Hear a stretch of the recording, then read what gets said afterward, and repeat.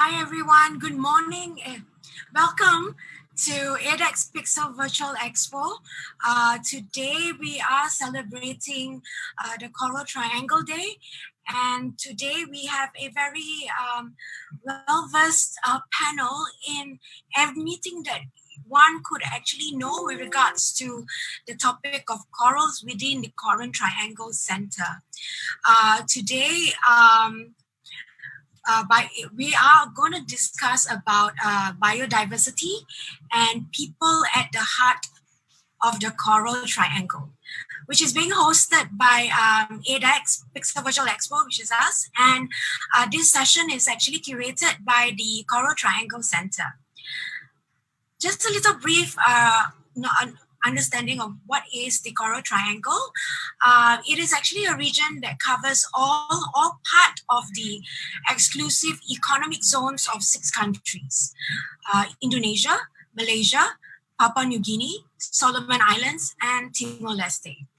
While the region only covers 1.6% of planet's oceanic area, the CT represents the global epicenter of marine abundance and diversity, including 75% of the world's coral species, 3,000 coral fish species, the great extent of mangrove forests in the world, and spawning areas for the largest tuna fishery in the world. The area is also frequented by a host of charismatic marine animals, including turtles, whales, dolphins, and the endangered dugong. That's why many of our favorite dive spots are within this region itself. Every year, the 6 countries of the Coral Triangle celebrates Coral Triangle Day, which is celebrated every 9th of June.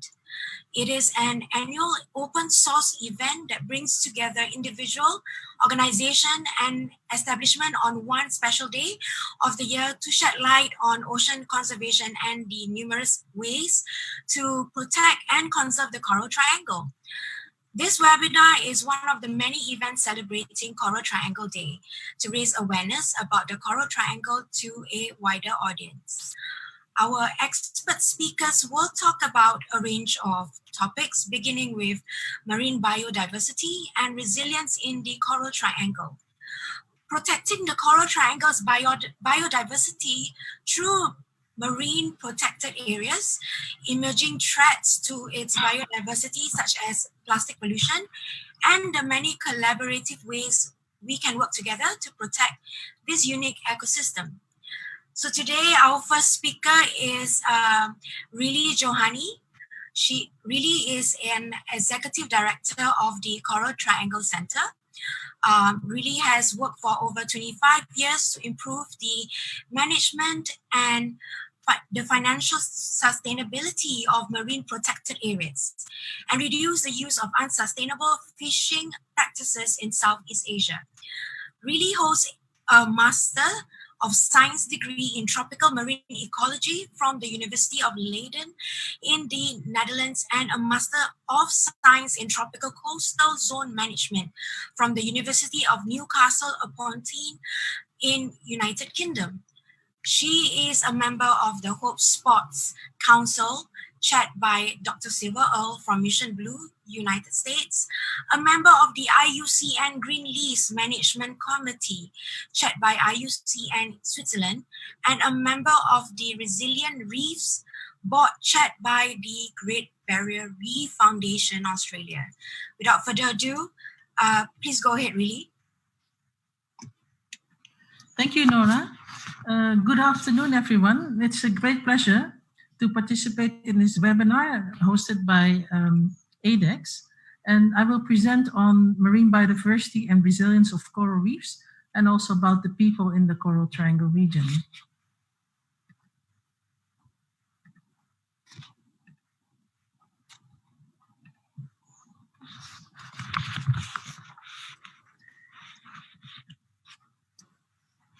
So here's a map of the Coral Triangle region, which is a global epicenter of marine biodiversity in terms of coral and reef fish diversity. The countries with the highest coral diversity include Indonesia, Philippines, Malaysia, Timor-Leste, Papua New Guinea, and the Solomon Islands. And they are displayed here in the dark red. They form an important refuge and a genetic pool to replenish coral reefs around the world. The oceans are under severe threats, including destructive fishing, overfishing, plastic pollution, and marine debris, and also uncontrolled development and the impact of climate change. It's estimated that more than 130 million people depend on the coastal and marine resources for their livelihoods in the Coral Triangle region. Our other speakers in this panel will talk about marine protected areas. Alan and Jackie will talk more about the issue of plastic pollution. I'd just like to share with you some of the aspects of reef resilience. So there have been a lot of studies to look at the resilience of coral reefs in the face of climate change. And here you see several slides that indicates healthy reefs. That is translated into coral diversity. So the more diverse a coral reef is in terms of species, the more resilient and healthy the coral reef will be. Also, large sizes of corals, deep colors, coral growth, and broad size ranges are important indicators to measure and assess whether a reef is quite resilient in the face of disturbances, and particularly in terms of climate change. So recognizing those indicators are related to regrowth, like reorientation of corals after damage, but also recruitment. Are there many recruits? Is the substrate good and the water quality for baby corals to strive? Here you see some slides of recovery of reefs after damage, and particularly, for example, repair of reefs here in the middle, but also reorientation of corals after wave action, for example. And these are all great indicators to what extent a reef can recover. Here you see a map from NOAA. This is actually a forecast of coral heat stress for the next week. And you can see in the red areas, this is the South China Sea and north of Papua, that will be very heated up, and that will also be related to bleaching events, particularly for coral reef areas. And in this way, we can also monitor which areas are prone to coral bleaching. Just like to mention one of the studies. This is called the 50 Reef Studies led by the Global Change Institute at the University of Queensland, which was presented at the Our Ocean Conference in Bali in 2018. The study identified 50 coral reefs in bioclimatic units, BCUs, around the world, which are least vulnerable to climate change and have the highest potential for regeneration in the future. It provides a great framework for guiding conservation action and strategic investments. These locations provide opportunities to secure less vulnerable yet well-connected coral reefs that may in turn help repopulate degraded areas. And you can see that more than 50% of these resilient coral reefs can be found in the Asia-Pacific region. Also like to highlight a knowledge sharing platform in this context, the Reef Resilience Network facilitated by the Nature Conservancy, where you can find a lot of resources online about resilience-based managing for disturbance, specific communication tools, which could be very helpful. So if you're interested, do visit this network, this Reef Resilience Network on their website. Now, CTC is very focused also on conservation on the ground, and we support 7 marine protected areas in Indonesia and Timor-Leste, including Nusa Penida and Bali, the Banda Islands in the Moluccas, but also Atauro Island in Timor-Leste and Likisa. And they cover 387,000 hectares of marine protected area. In this way, we also continue to be very closely working on the ground with local stakeholders, and we can adjust our training and learning programs accordingly. So CTC's mission is to really build up local capacity in the Coral Triangle region for long-term conservation. And we develop very practical training courses, 3 to 5 days. And to date, we have 26 training modules developed. This is ranging from developing a management plan, monitoring a coral reef, to public consultation with local communities. And we have trained more than 5,000 people across the Coral Triangle.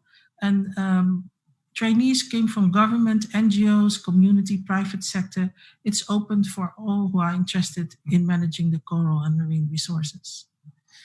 And building capacity to improve marine protected area effectiveness is one of the key objectives of our program. So equip stakeholders with the right tools, how to, for example, develop a zoning plan or map out a Riches to Reef program. It's very important that local groups can really take care of their own resources. And to scale up the work and across the region, we help develop learning networks. These are a community of practice to connect people and share best practices across the region. It's a vast area across 6 countries, but we face the same threats and challenges. And sharing best practices is one of the things we like to promote. So we supported a local government network.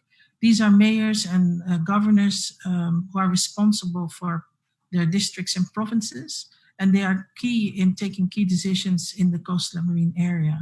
We also supported the Women Leaders Forum. Women are increasingly recognized for their role in post-harvesting and fishing practices, but also in coastal resources management. And we provide leadership training, recognize their work, and connect them to maximize sharing as well. And of course, the sustainable tourism programs in the Coral Triangle. It's a booming industry in the region, and that particularly dive operators are key allies for us to engage in sustainable practices. And we hope that you all continue to become role models, how to conduct things underwater, not to touch things, and bring your customers along in sustainable diving practices.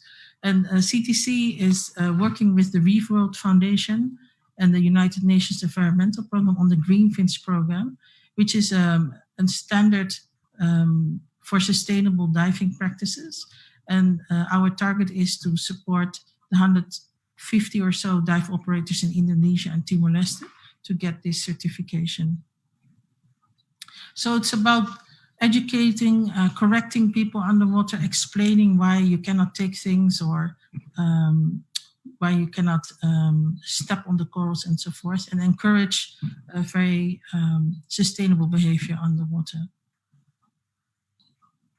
So lastly, in conclusion, we also want to make sure that the local communities engage in all these efforts. So we developed very interactive tools for outreach, including our ocean puppets, which is a century-old tool for communications in our villages in Indonesia and also possibly in other countries. And it's a great way to engage people in discussing the problems that they face, but also solutions. And for example, Nusa Penida, the communities are engaged in ecotourism projects. So it's also very much in collaboration with local dive operators, communities, local government, and ensure that also the local communities continue to benefit from their coastal and marine resources. In this case, they run the ecotourism tours in the mangroves, but also they help with things like adopt a coral program, restoration. So they help actually rear corals that people can adopt and help restore the reefs, and at the same time, the communities will get benefit from this as well. If you'd like to know some more information about this, you can also visit our website. So please visit our center. We set up a Center for Marine Conservation in Bali. It's open for the public, and you can do a lot of things there in terms of learning about coral reefs and also about marine conservation. We have special games, including an escape room.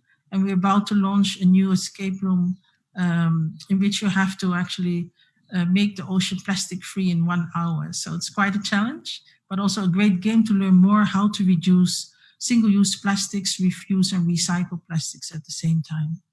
So thank you so much. I just wanted to introduce you to the region, to the resilience of coral reefs, and the people who can really make a difference. And I think the dive industry, marine tourism, is a great ally for marine conservation in the Coral Triangle. And I hope you remain engaged in all these efforts. Thank you.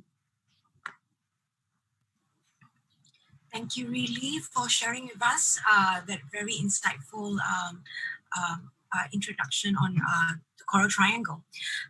Our second speaker is Dr. Alan White. Alan joined Tetra Tech ARD Inc.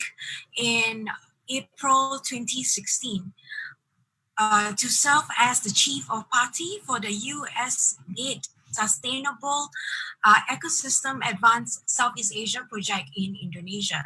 Alan has experience in all aspects of coastal management implementation, research, and administration from 30 years of field work in Southeast Asia. He has undertaken studies on the management, conservation, ecology, and economics of coastal resource systems and marine protected areas, or commonly known as MPAs. He is the founding member of the Coastal Conservation and Education Foundation, Inc., a non-government organization in the Philippines where he did his Pew Fellowship to develop a MPA monitoring system. Alan has a PhD from the University of Hawaii, Department of Geography in Marine Resource Management. Over to you, Alan. Thank you very much, Nora, for the introduction. I'm very happy to be part of this Asian Expo for diving. It's quite a very worthwhile webinar in sharing information about marine biodiversity and marine conservation in the Coral Triangle. So I'm very happy to be part of it. So I'll share my PowerPoint here. Just a sec, slideshow. Okay.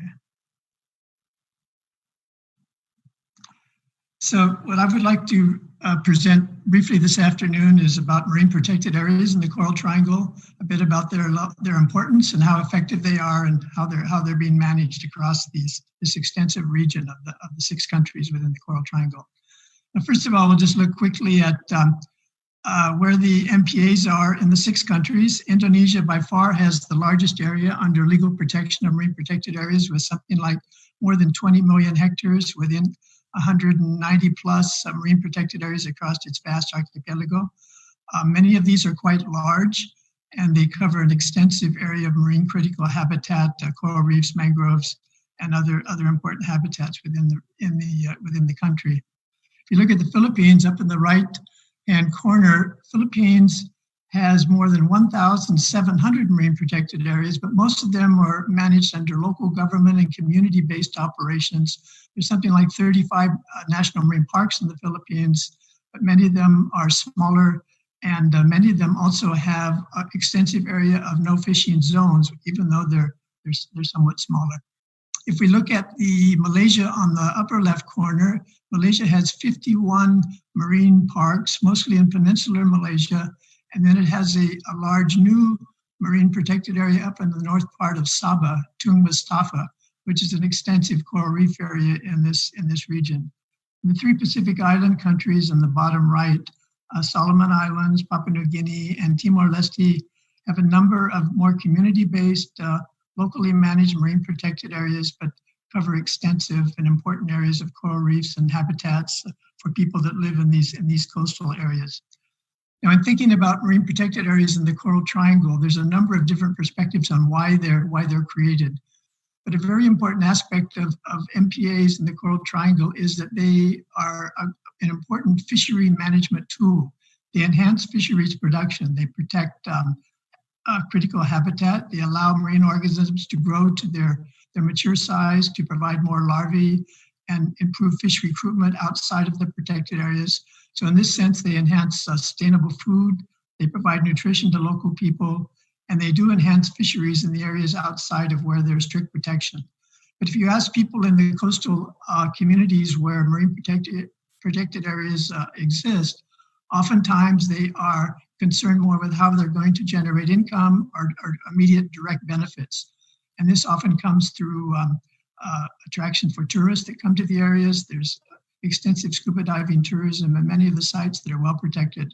If you're an environmentalist or a marine conservation person or marine scientist, of course, you're mostly concerned with conserving critical habitats and biodiversity and marine life, which MPAs are effective at doing.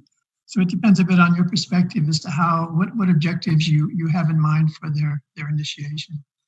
The Coral Triangle Initiative that started in 2009 has a regional plan of action. The regional plan has 5 goals.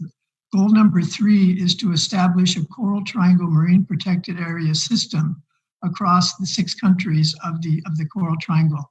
In 2014, the Coral Triangle Marine Protected Area System Framework and Action Plan was finalized and agreed upon by the 6 countries, which clearly defined strategies and principles for how MPAs are designed and how they're implemented, and sort of provides a guide for processes to move the process forward to have more consistent and better managed areas within the 6 countries. It starts with looking at individual MPAs. It encourages the design and implementation of local ecological networks that are subnational within the countries. It looks at how learning networks can support learning across communities that have a number of MPAs, and how ecological networks can provide benefits to them, even though it's not directly in their community. And then at the Coral Triangle regional scale, the system is basically a database that tracks progress towards certain objectives for this system. Now, several of the indicators that were set up for this system look at the percent of total marine habitat within an MPA. The target is 20%. As of now, there's about 18% of coral reef within a legally protected MPA in the Coral Triangle. About 9.4% of territorial waters are protected, and a smaller amount of the EEC. There's also an indicator target for area within no take or no fishing, no extraction zones of 10%. Unfortunately, we're quite low on that. About 2% now of the area that's legally protected is within a no take or no fishing zone. The third indicator pertains to how well the areas are being managed in terms of effective management using criteria that are set out in the Coral Triangle MPA system framework. And we're quite low on that, so there's significant work that needs to be done on having strictly managed, well-managed, and controlled areas within the system. Now, just several examples of marine protected areas across the region. One that probably many people have heard about, Apo Island in the southern Philippines. It was established in the mid-1980s.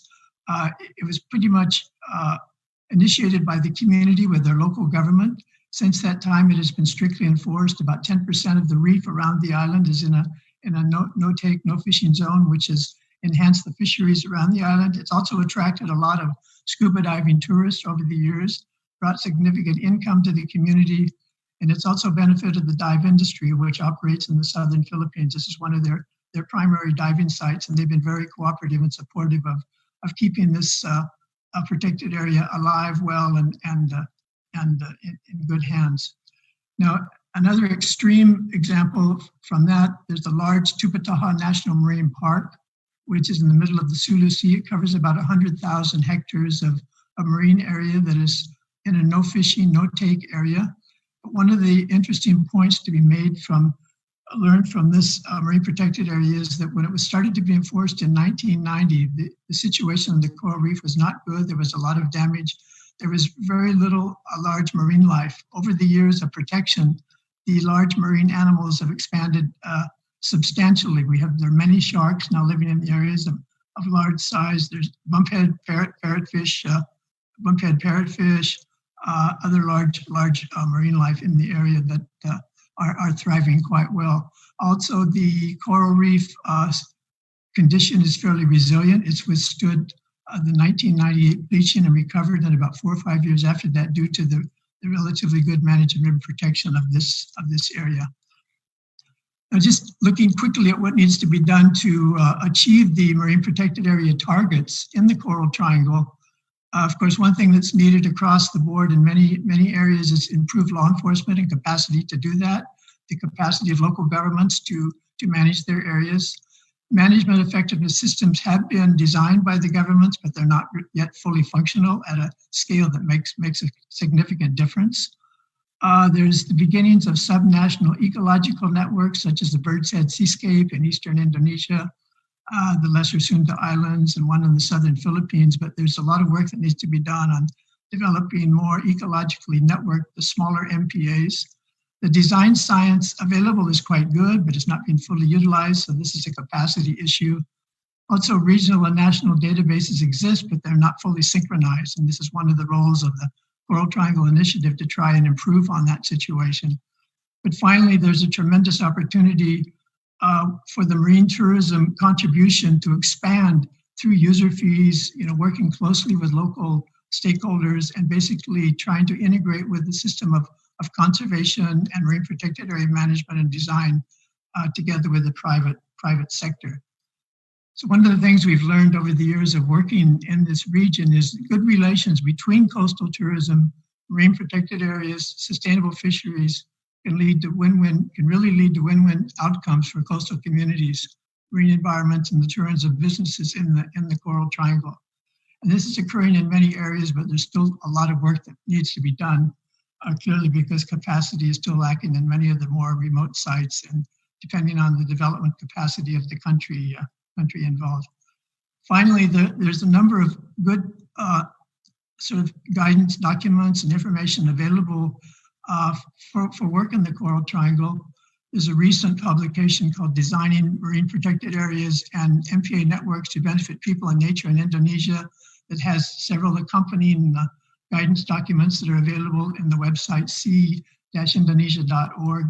The other websites here also have substantial numbers of good guidance information and information about the sites that are available in the Coral Triangle. So with that, I thank you and appreciate the opportunity to be part of this webinar. Good afternoon.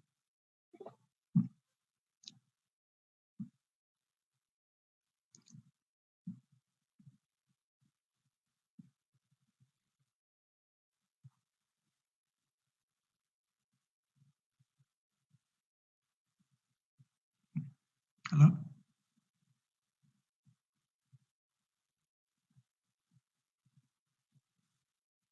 Nora, you're on mute.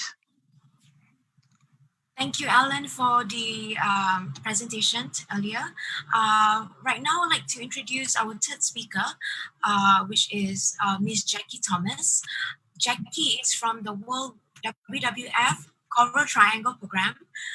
Jackie has lived and worked in the Pacific since March 2003. After working at WWF Solomon Islands as a conservation manager and subsequently country manager, Jackie joined the WWF Coral Triangle Program, where she led the regional efforts in various capacities, including project and program management, government liaison, policy and advocacy, strategic planning, as well as communications and media. Jackie has also been working as WWF's plastic policy initiatives and the new plastic smart cities projects in Southeast Asia. She is passionate about the oceans as well as the forest and loves snorkeling, reading, music, running, and yoga. She now lives in the Solomon Islands. Over to you, Jackie. Thanks. So, Nora, you'll bring up my presentation? Yes. Thank you.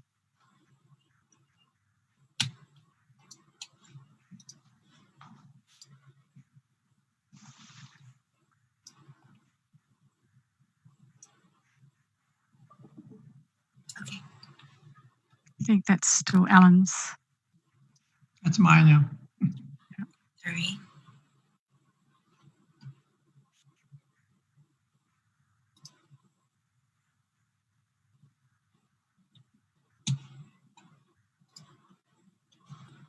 Many apologies. Just give me a moment. Okay. Here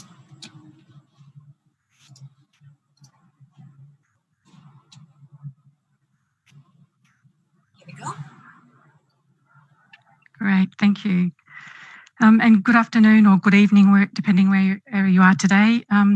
Thank you to Asia Dive Expo and the Coral Triangle Centre for inviting me to speak on Coral Triangle Day 2020 about the emerging threat of plastic pollution and some ideas of how to address the threat at a regional scale. First slide, please. No longer an emerging threat, plastic pollution is a crisis that's being felt around the globe. Plastic is everywhere, from beaches in Indonesia to the deepest of ocean trenches in the Pacific. It has contaminated our soil, rivers and oceans, and it's even entered our food chain.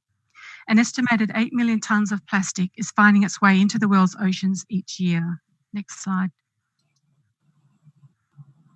It's shocking to realise that almost 700 marine species are known to be impacted by plastic ingestion or entanglement, and 100% of sea turtle species also show evidence of plastic ingestion or entanglement. Next, please. This graphic actually shows an overlay of the global levels of plastic waste that is mismanaged. So this is the orange and the red areas, and particularly you can see the darker areas around parts of the Coral Triangle. And this is overlaid a graphic which showing the floating marine debris that's in the ocean. So again, around parts of the Coral Triangle on the east, I see larger amounts or darker patches reflecting larger amounts of floating marine debris in the ocean. So this graphic also emphasises that marine plastic pollution is a global problem.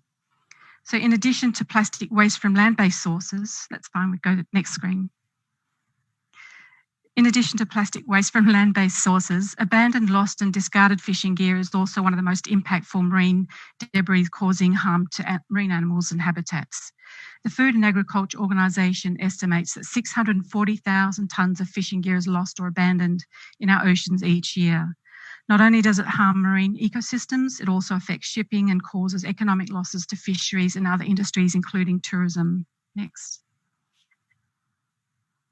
A recent report of 159 coral reefs surveyed in the Asia-Pacific region, including in Sulawesi, Bali and West Papua in the Coral Triangle, estimates that more than 11 billion plastic items were entangled in the reefs, and that the likelihood of stress and disease increased 20-fold once a coral was draped in plastic.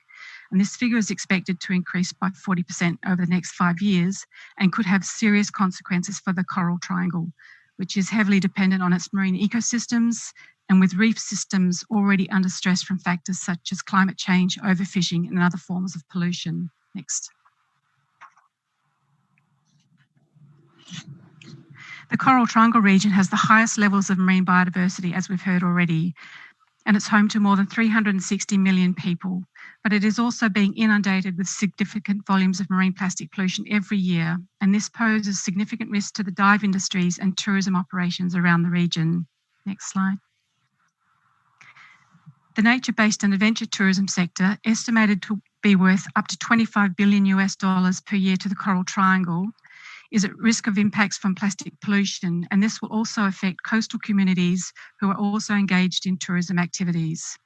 This does, however, present an opportunity for the governments and partners in the Coral Triangle Initiative, together with the dive and tourism sector, to look at how the tourism industry can be more resilient, address its own waste management challenges, and engage in action to tackle this crisis.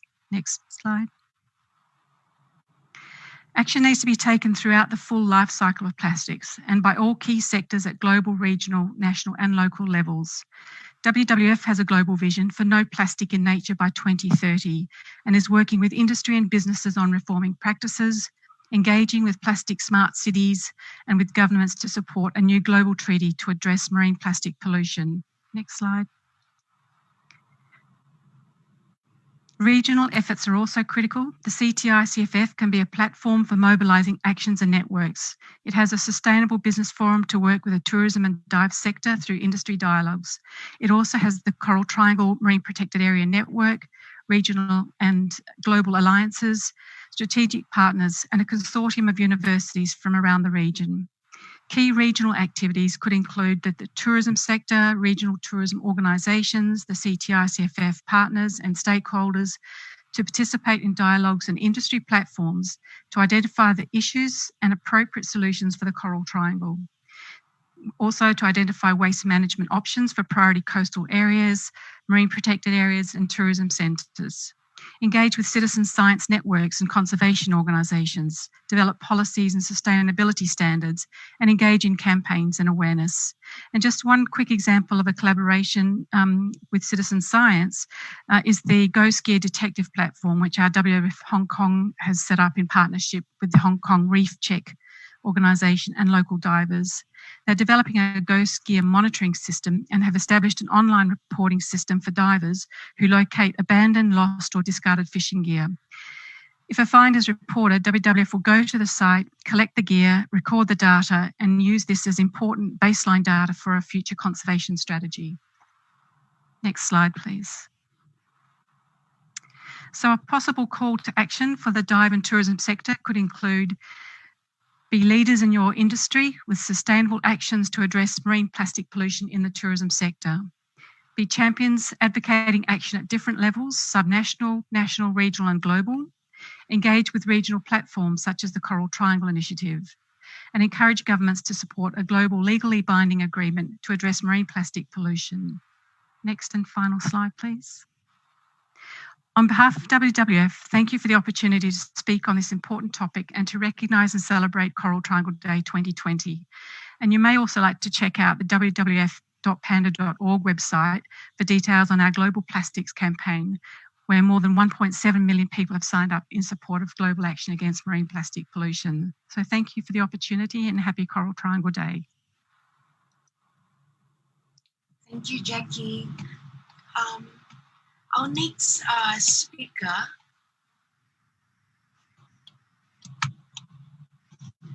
is Dr. Kushairi. Dr. Muhammad Kushairi bin Muhammad Rajuddin. Dr. Kushairi is the Executive Director of the CTI CFF Regional Director. He was inaugurated as the new head of the Secretariat last 8 November 2019. Dr. Kushairi obtained his PhD in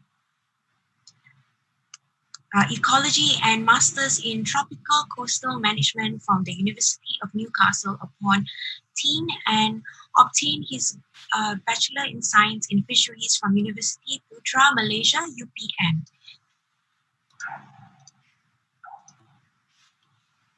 He is a registered scuba diver instructor from PADI, US since 2003 and actively diving since 1984. He is a member of the Malaysia Board of Technologies, a member of the European Society of Photobiology. He was also the Deputy President of the Malaysian Society of the Marine Science and a member of the Japan Coral Reef Society, and involved in IOC, the International Oceanographic Commission. Without further ado, please let us introduce Dr. Kushairi. Dr. Kushairi?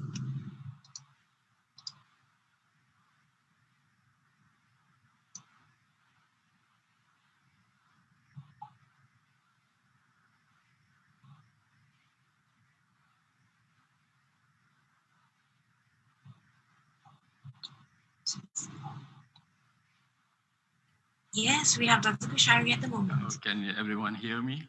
Yes. Thank you very much to the organizer, particularly edX, for inviting me as one of the panelists. So my presentation today here is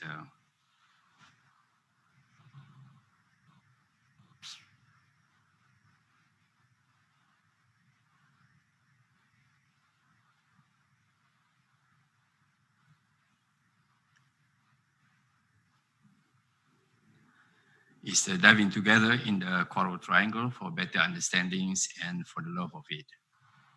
Next.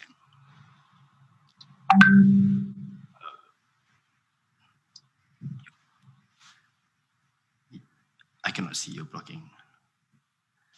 My regional secretariat now is, we are composed of 6 governments. We are head by the Council of Ministers and followed by the Committee of Senior Officials. And the National Coordinating Committee is represented by 6 countries, Indonesia, Malaysia, Papua New Guinea, Philippines, Solomon Island, and Timor-Leste. So I'll be down there at Regional Secretariat. Next. We are located in the city of Manado. As you can see, the red dots there, the north part of Sulawesi Island. Next. We have 6 goals here. Regional plan of action since we was established. We have the priority seascapes. Goal 1 with the goal 2 with the EAFM is involved with the ecosystems and fisheries management. We have MPAs, climate change, as well as threatened species. Next. Strategic partners, we have quite many strategic partners. So we thank them a lot. We have been working with them for so many years, almost 10 years, more than 10 years.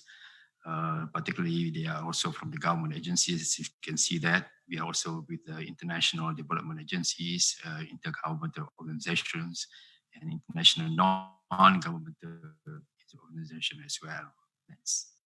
So particularly my talk here today is to look at the potential platform for collaboration with dive sectors, dive operators with CTI-CFF organization. Next.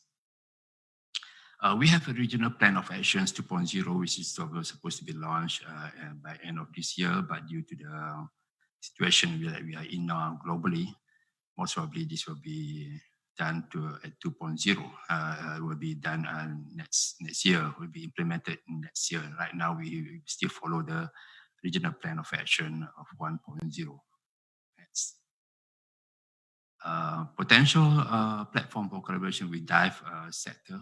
We are looking at the City Atlas now. One of our work here is City Atlas, which is composed of data on fisheries, biodiversity, natural resources, and socioeconomics inside this City Atlas that we soon will be established at our regional secretariat. Next. And how this diver operators can be involved here. If you see here, these are the plots where the pictures and also videos can be inserted in. If you go through, so how to go inside this. Next. You can go through the image, how to contribute to images, photos to City Atlas at the regional secretariat in Manado. You can register on the City Atlas via cityatlas.Coral Triangle Initiative. So once you confirm your account via receive email, you can log in, and then you choose any image that you would like to transfer to us, particularly in related to important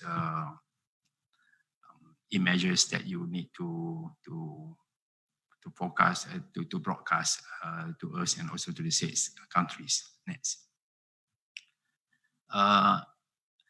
Potential platform of collaboration also with dive sectors. We are looking at also dive industry to collaborate with us through also to report concerning, let's say you take a picture of the coral bleachings, maybe you dive with different sea temperatures, you can plot the area, and also looking at endemic species. These are all can be logged into our system.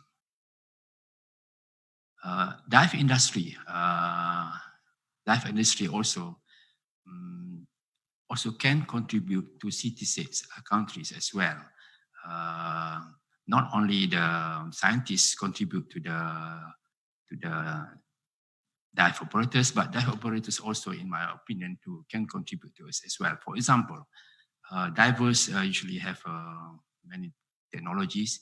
As I am also a diver, we use a lot of equipment, deep water equipment, dark area equipment, muddy water equipment area.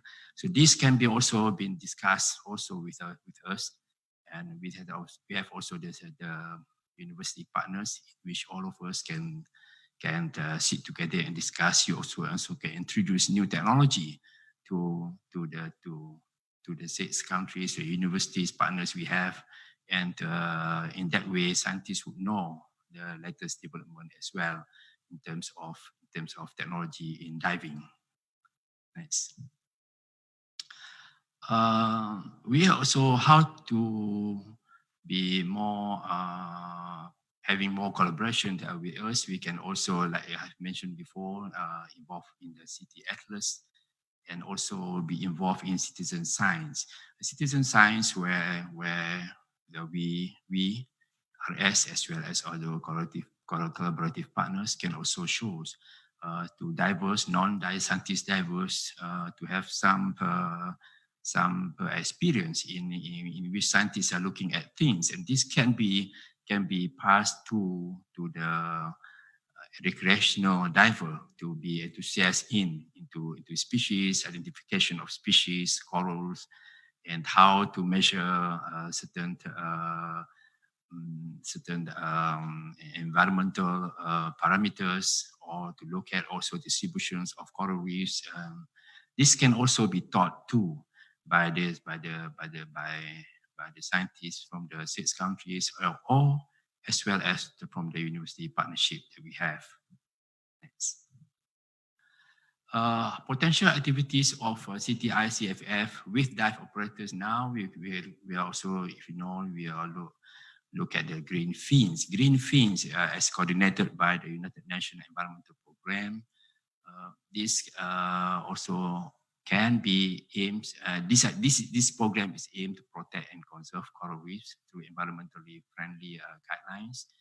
We can promote, and that means the dive operators can promote this, promote green fin certification in Coral Triangle member countries. You can do this through RS, in which we can tailor you to the 6 countries, and this can be done collaboratively with us. Next. Other potential arrangement of dive operators and CTI, CIF. Due to COVID-19, we are unable to have a physical contact of celebrations. Actually, in February, we have planned already a few activities in Bunaken Island, as well as also with the Manado city folks. But this cannot be done because of this COVID-19. So maybe perhaps next year or the year after, we can be back with the physical meetings and activities.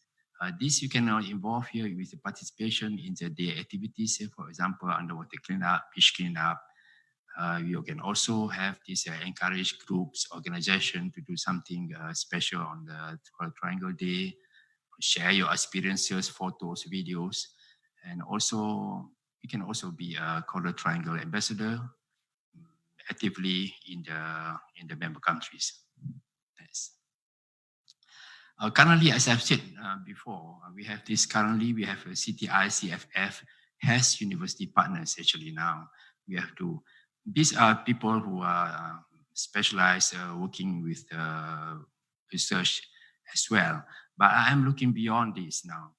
So why not we have a next we have in mind also CTI CFF dive operators partnership. Let's set this up. We can set it up. We can have through meetings and set up. What is the advantage of this?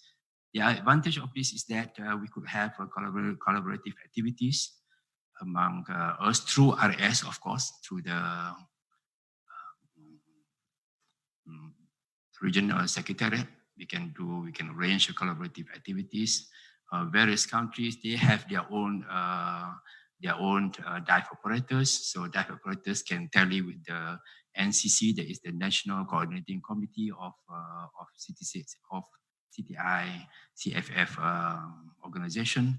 That's how we can arrange. We can also have community programs, close community programs with RS, university partners, with dive operators, with the NCC. So these are very good collaborations and cooperations, and this could benefit not only the scientific community, but also the community at large, and also the dive operators as well, divers, snorkelers as well.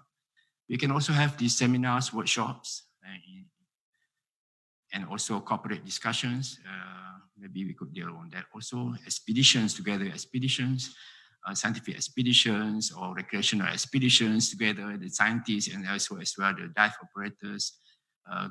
We could have this, and also the annual meet, celebrations together. Next. For a start, I would think that it can be done through CTI, CFF newsletter. We have newsletter coming out every 3 months now. The first issue has been out already. If you look at that on the left side, that's how it looks like. The interior is on the left, on the right. As you can see, pictures, collaborations with strategic partners. So perhaps dive operators in various countries can contribute through NCC, National Coordinating Committee, and we can publish a few materials from the perspective of the diving operators in our CTI CFF newsletter, which is being distributed through the media, through the 6 countries, and globally as well. So this is what we can do for the beginning of our cooperation. I think that's that's conclude my presentation. So thank you very much again to everyone here attending this webinar, and also thank you again to the organizer as well as also the CTC. Thank you. Thank you so much, Dr. Kushairi, for that very insightful presentation on how the diving community and industry could be a part of the Coral Triangle movement. We shall now proceed to question and answer section. Let me just check our question from the Facebook audiences or from other channels as well. Okay, this one here, they asked, how do you think that the COVID pandemic has impacted conservation efforts in the Coral Triangle?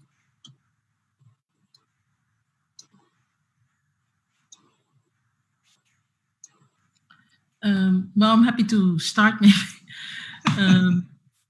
Yeah, that's a great question in that a lot of things are on hold also in conservation. So particularly in marine protected areas, it's very hard now to have patrols going around for, to enforce the zoning plans in marine protected areas like in, for example, Nusa Penida offshore Bali. So it's quite difficult now to do conservation on the ground. And I think everything is impacted. There's no transportation, there's no regular, everyone is still working from home where we are. And so it's very hard to conduct conservation in the field. And I think right now everything is switching to go online when it comes to consultations and meetings and trainings, but to do things in the field, it's all on hold. And I think it has an adverse impact on the protection of the coral reefs throughout the region. But hopefully this will also pass later this year and we can continue that. But yeah, just like tourism, everything is on hold, of course. I'm based in Bali, so we see here really everything is coming to a screeching halt, and impact for the local communities who depend on tourism or fisheries, they're all impacted. So it's the economic downturn from COVID-19 is quite severe. Yeah, sorry. I can add to that. We've heard reports of local communities that they're quite severely affected by the COVID-19, partly because of the lack of transportation and contact with the outside. Also, marketing their products has been affected. So the fishery markets have somewhat gone down.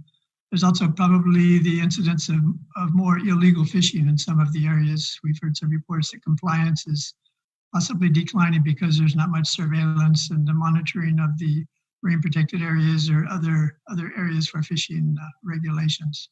So basically, it's quite negative, I'd say, overall, and hopefully it will pass in the fairly near future. I would like to add it also. Yeah, but COVID-19, if you look at the other side of COVID-19, is that COVID-19 is also help in preventing more pollution in the coastal areas. Yeah. Yes, it helps to conserve. It gives us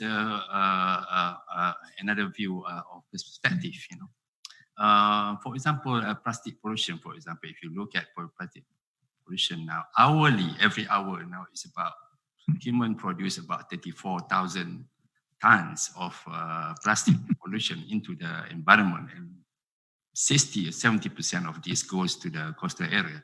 So now, of course, less plastic there, you know. And then also people exploring less in the coastal area. It helps also with the blue carbon, you know, the issues, you know. So right now is COVID-19, somehow it helps, you know, it helps to make a better conservation. Yeah, that's why I look at it in the bright side of the COVID-19. Yes. Thank you, Dr. Kushairi. Thank you, Alan. We have another question from the Facebook viewers, and this is directed to Dr. Kushairi. So the viewers is asking, he was wondering whether marine pollution is integrated to the RPOA 2.0. Thank you for the answer.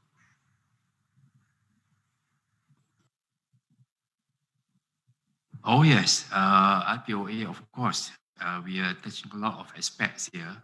And for example, the MPA helps also to look into that aspect. We are also now looking at the other aspects of pollution also. We are working closely with the strategic partners now to look at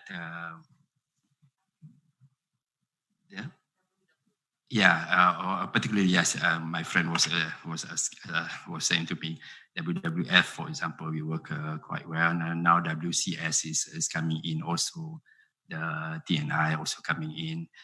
These are all aspects that we will sit down again to look more intense into the pollution aspects of the area in the coral triangle.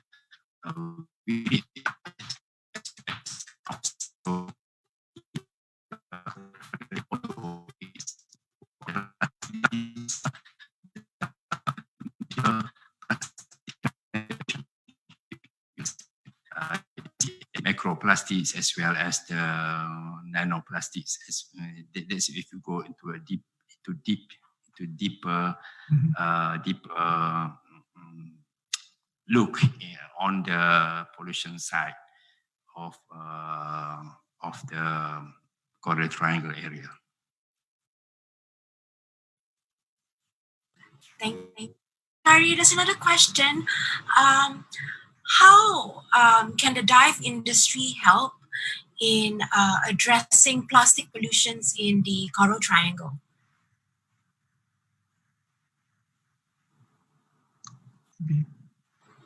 Does Jackie want to?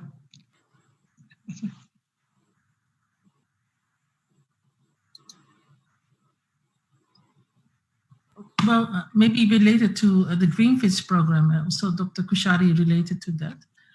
It's also integrated in that certification program that the operations of the dive operators themselves are as much as possible plastic free, and they ensure that their operations are also very clean in that respect.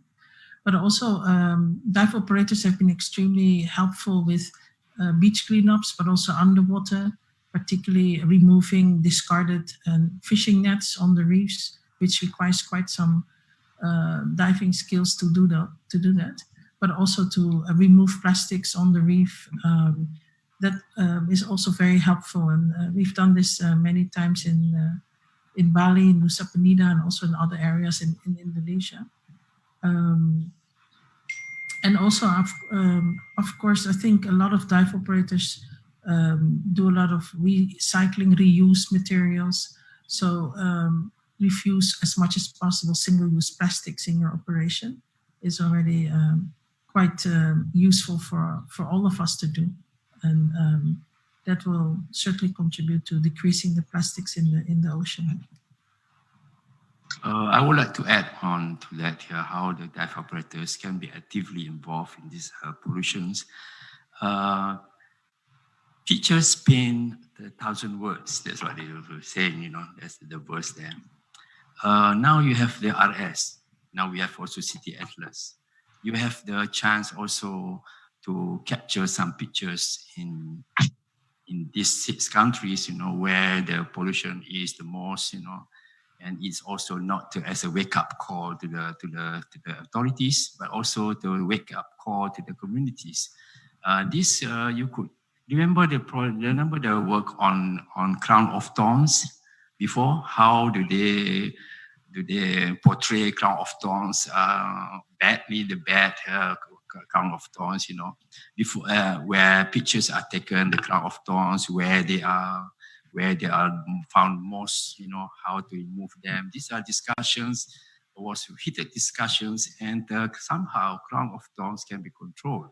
So this is also can be done by the dive operators. They know with the water tides, you know, where the pollution is found most, and especially the physical, the macro pollutions, you know, plastic, for example, you can see most. You can take pictures of these, you know. So where do they come from, you know? They sort of discussions group, you know, in the this could be tailored towards RS, for example. You can put into the City Atlas work, for example. That's how you can contribute, I think. And also annually, perhaps we can do a big venture into activities that involve communities as well. I remember when I was in the South China Sea working with the Fisheries Department of Malaysia as well as the SIFDAT, Southeast Asia Fisheries Development Center, many years ago. I ran this an activity in which I gather 10 to 12-year-old primary school children, you know, through the some money being contributed funds. We got it from the Hong Kong and Shanghai Bank at that time.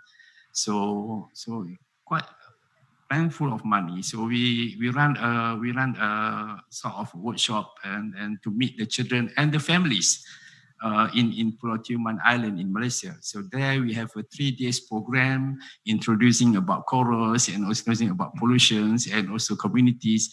I also have these 40 children of them, all of them involved with our program.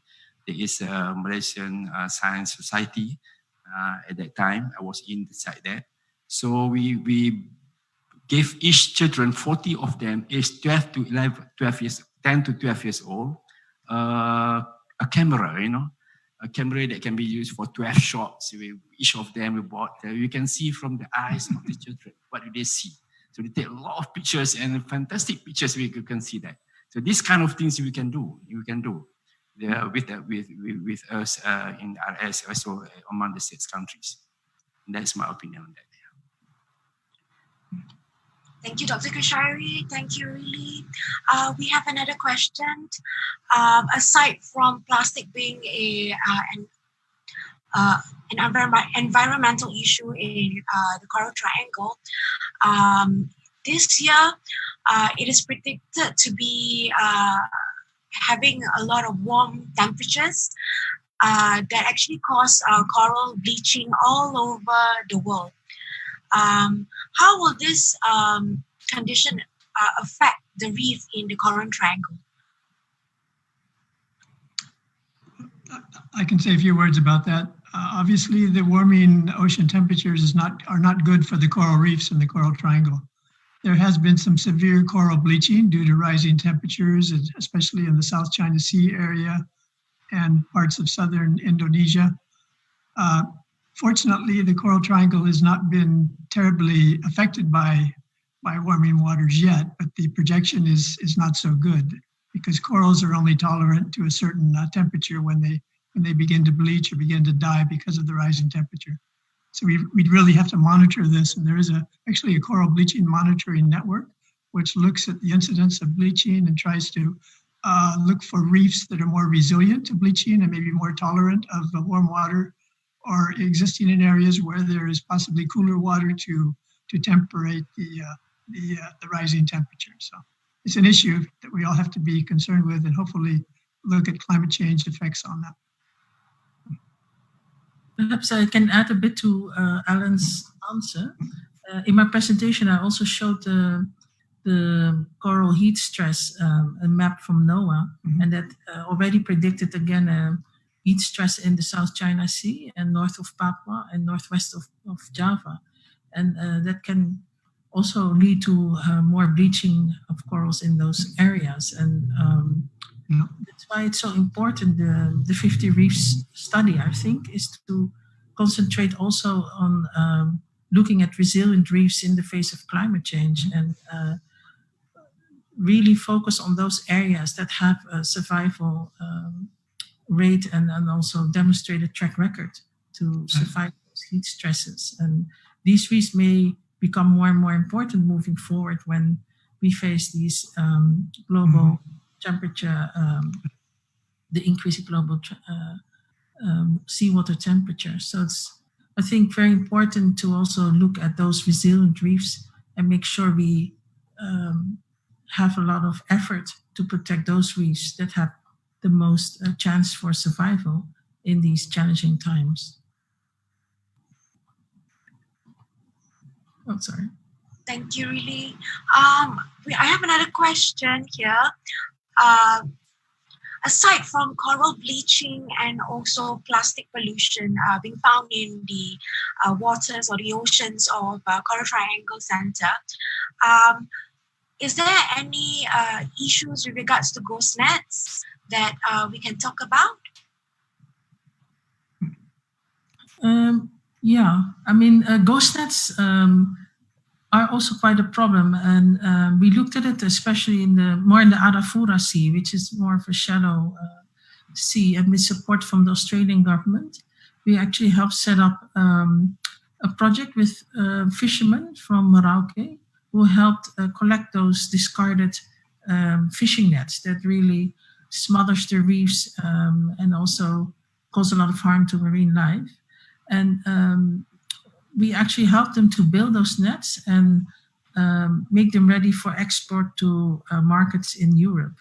For example, in Slovenia, they use those fishing nets, which actually are quite high quality for the carpet industry. So in that context, we could support the fishermen with an alternative income. And at the same time, we could clean the oceans from those discarded nets. We call them ghost nets because they tend to kill everything in their trail. And also there are many of them in especially we looked at it for the Arafura Sea. Thank you. Thank you, Rili. Anybody can add on to that last question? Just a comment. Often in the small scale fishing industry, people that depend on coral reefs, they use gill nets. And they put gill nets out in the water for sometimes 2 or 3 days at a time, and they can be quite damaging to the reef because everything gets caught in that net. And sometimes they get forgotten. So it's amazing how much destruction they can do in a fairly short period of time. And it involves sort of working with communities and working with fishermen to try and change the methods so that they're not using that type of net or putting it in certain reef environments where they can do damage. I've seen many sites where literally a good number of the fish on a typical reef can be killed in a few days if the net is left there. So it's quite damaging. Thank you, Alan. We do have time for one more last question. So this one is asking, how can the dive industry globally, or if not in the region of Southeast Asia or within the Coral Triangle area, could do to work together with the CTI-CFF? Right. If you follow my presentation a while ago, I quite saying it elaboratively there, but we are we are also now at this age now, at this time now, we are looking at the media displaying a very much progress that we need to follow. That is why we adopt this line through the RS in the city atlas. So if you look at the address that I gave a while ago in my presentation, through that we can do it actually. All these the dive operators from their activities as well as their concern, green fins, for example, and also the plastic pollution, and also pictures of the bleaching areas. This can be transferred to the city atlas. We can place it in the city atlas. The city atlas is a program that we can accumulate all the data in, and later on we can also study or also disseminate this information again to the communities. So that's how CTI, CFF has introduced. I would also like to have actually CTI, CFF, dive operators partnership, for example. This we work together not only on these matters of pollution, but other aspects as well. We work collaboratively actually, form this partnership. Together we could discuss on what are the issues, and also we can have seminars with support by strategic partners. Strategic partners of CTI CFF can support some activities with RS with dive operators. So of course, whatever we do, money is needed. Of course, RS is not money generated institutions, but it is cooperatively it can facilitate or coordinate strategic partners to have some allocation funds where dive operators can work together with the ICFF. Now, let me give an example here. Some areas, they have this aquaculture program or the conservation issues, for example, like seagrass, for example. Some of these communities, they are young people. So young people, they don't have facilities, unfortunately, in some areas to be a diver. So RS, through the cooperation of the dive operators in these countries, can have some training program in which some communities of a particular area, the young people, we can train them as open water diver. So this could help for these divers to play the role of this citizen science, for example. So they can take note of pictures underwater. This can be relayed back to the RS community and the dive operators after teaching them as scuba diver. They can contribute, to the community from that localized area to the community regional level as well. Yes. Thank you so much, Dr. Kushairi, Rili, Djohani, and also Ellen White, and also Jackie Thomas for joining us for this session on a special day like today, which is the Coral Triangle Day, to discuss on the topic that matters, which is the biodiversity and the people at the heart of the Coral Triangle. So on behalf of ADEX Pixel Expo, and together in conjunction with the World Ocean Week campaign that we're running with Blue Hope campaign, we would like to thank your time and your presence to be able to share with us this fantastic news, especially towards the diving community and within the topic and within the understanding of the environment. Thank you once again for your time and your